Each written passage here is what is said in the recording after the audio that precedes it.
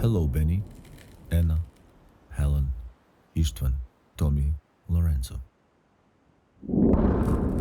I hope this video letter finds you well. It's been a long time, and certainly I owe you a decent coverage of what was going on in Kherson over the past year. Today, I want to show you unique moments of my city occupied by Russian forces and how the liberation unfolded. Artillery battles and sniper duels over the Dnieper River have become a new norm, while the river itself stipulates the war front line. They marched into our city on March 1, covering every home in town with horror. Very few dared to walk out during the first days of the invasion. Some had been staying home for 8 months, imprisoned by their fear.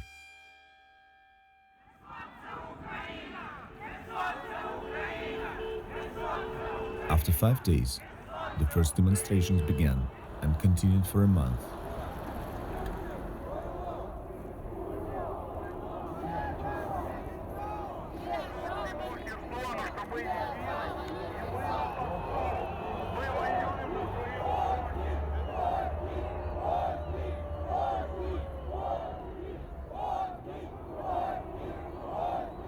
Until the Russians suppressed them with stun grenades and rubber bullets.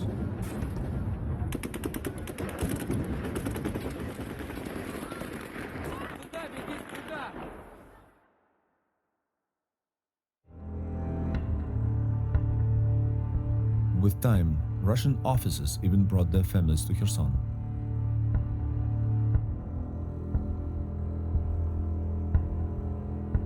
Their businessmen came along hoping to make profits.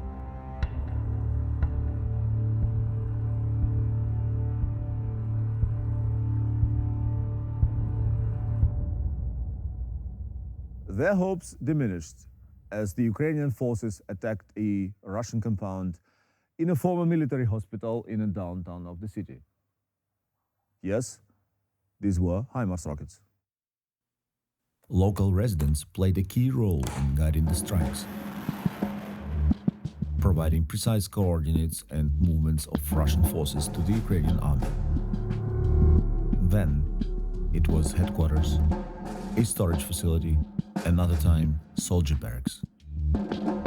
The HIMARSes had such a devastating effect on the invaders, they had no choice but to relocate the armories to the left bank, out of the range of the Ukrainian rockets. It was about middle of July. During a walk to my summer house, we saw a large convoy crossing the Antonievsky Bridge, heading towards the left bank.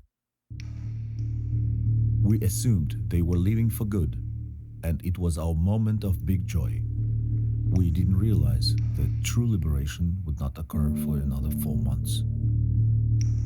In September alone, Ukrainian forces hit Russian targets in Kherson more than 10 times, enough to develop a HIMARSophobia among Russian troops within the city. On October 13, we saw an awakening message in a Telegram channel of the Russian assigned governor of Kherson. Kherson city administration has decided to organize the opportunity for Kherson families, primarily for residents of the right bank, to travel to the regions of Russian Federation for recreation and study. As Ukrainian forces advanced, the Russian officials, their police, and other civil security personnel began evacuating, departing one by one. The soldiers were the last to withdraw. There were too many, so to get to the left bank, they stole most of our boats, while destroying those vessels they had no use for. Shortly before the retreat, they also destroyed our city facilities, leaving us cut off from water, electricity, and internet. It was early in the morning of November 11 as I drove to Lilea Beach to call my mom. The only chance to get online was by fishing out Russian LTE signal from the other side of Dnieper River. It was very foggy. The artillery was deafening. Something big was about to happen. On my way back, I spotted a Russian military car. The officer was hastily driving down the road to the river, probably to catch the last boat. I got it. They were gone. I rushed home and asked Artur and Katya to take all of our gear. We took a long drive and filmed one of our most emotional footages ever. Just look at their faces. They are not aware. Some are just beginning to comprehend.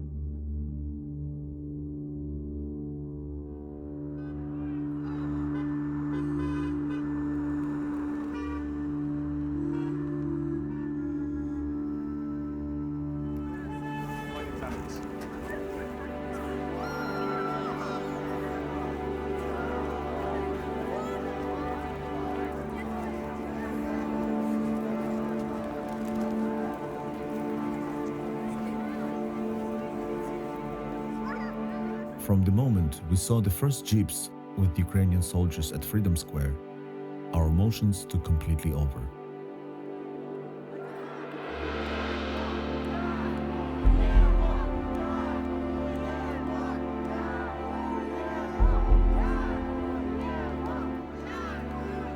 I'm still holding back tears while recollecting those moments.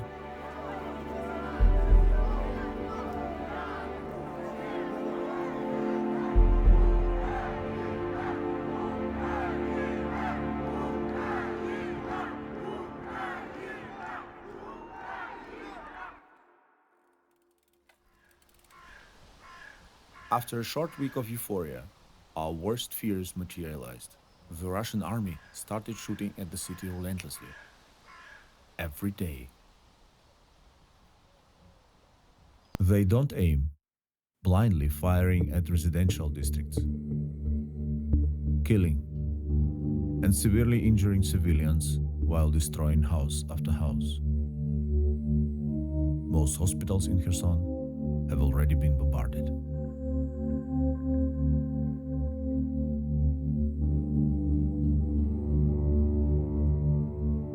I never imagined that approaching the Dnipro, our shared habitat, would be so terrifying. The riverbank is under constant sniper fire from the left bank, with reports of people being killed while attempting to collect water. They use almost everything: mortars, tanks, cannons, rockets, to randomly shoot at the city. What kills are deadly splashes of iron, a Russian rocket or a shell torn into thousands of pieces. The conditions are unimaginable. Most city districts are empty, with windows covered by plywood. Many residential buildings have been hit by artillery.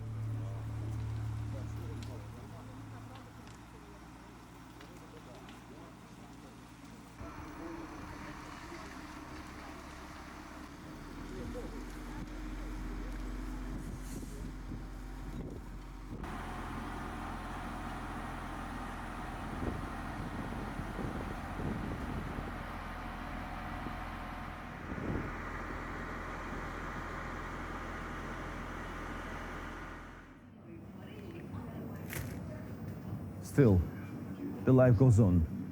They stay, even in the most dangerous places. You could call it crazy, audacious, careless, brave, unbreakable, but they stay. They won't leave their home.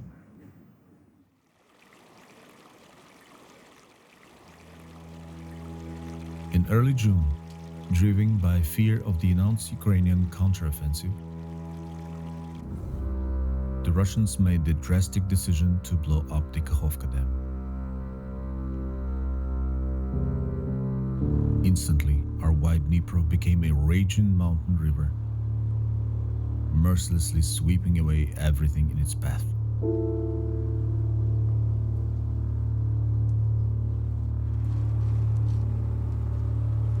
Do you remember our dacha, the place where I used to take you? I fear it may now be ruined. Yet currently, there's no way to know.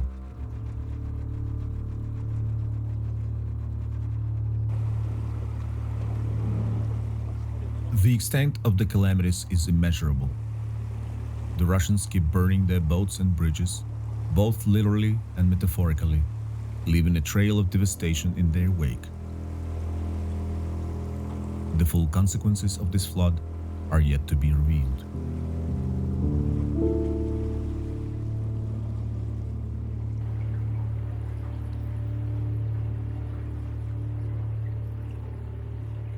I do know, however, that many people from Kherson and beyond began working together in this time of need.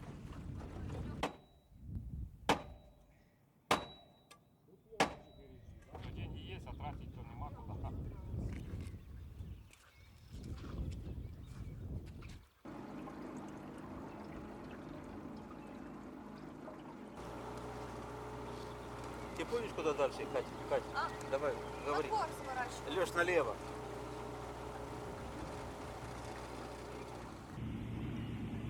Скажи, чтобы выходили без звонка. Да. А сестричка твоя где? О, Она уехала?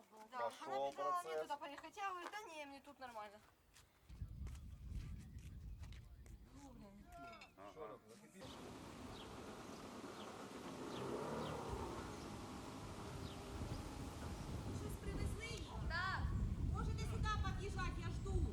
Some fought to defend those who stayed, others are engaged in rescue operations or reporting the truth. Животные есть? Есть коты, собаки, да.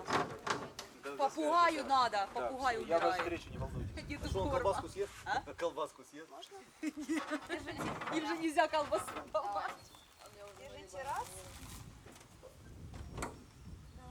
Коты, собаки, и там спасаем на причале. Тихо, тихо, тихо. Эвакуировали уже много. I witness people on their mission. And when peace returns, there'll be an abundance of stories to share. У вас хорошо.